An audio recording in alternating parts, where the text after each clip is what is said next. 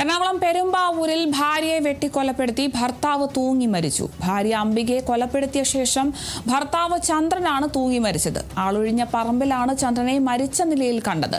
പുലർച്ചെയാണ് സംഭവം. മകൻ സനലിനും വെട്ടേറ്റിട്ടുണ്ട്. സനലിനെ കളമശ്ശേരി മെഡിക്കൽ കോളേജിൽ പ്രവേശിപ്പിച്ചു. കുടുംബ പ്രശ്നമാണ് കൊലപാതകത്തിന് കാരണമെന്നാണ് പ്രാഥമിക നിഗമനം.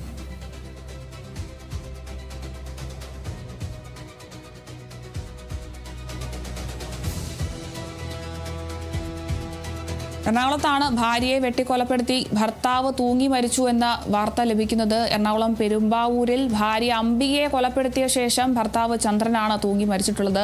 മകൻ സനലിനെയും ഇയാൾ വെട്ടിയിട്ടുണ്ട്.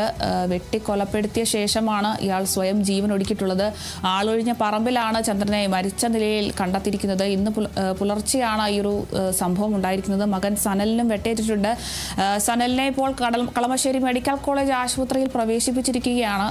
കുടുംബ പ്രശ്നത്തെ തുടർന്നാണ് ഇങ്ങനെ ചന്ദ്രൻ കൊലപാതകത്തിലേക്ക് കടന്നതെന്നാണ് ഒരു പ്രാഥമിക നിഗമനം ലഭിക്കുന്നത്. എന്തായാലും ഭാര്യയും മകനെയും ഇയാൾ വെട്ടിട്ടുണ്ട്. ഭാര്യ മരിച്ചു. ഇതിനുശേഷം ഇയാൾ ജീവൻ ഒടുക്കുകയായിരുന്നു.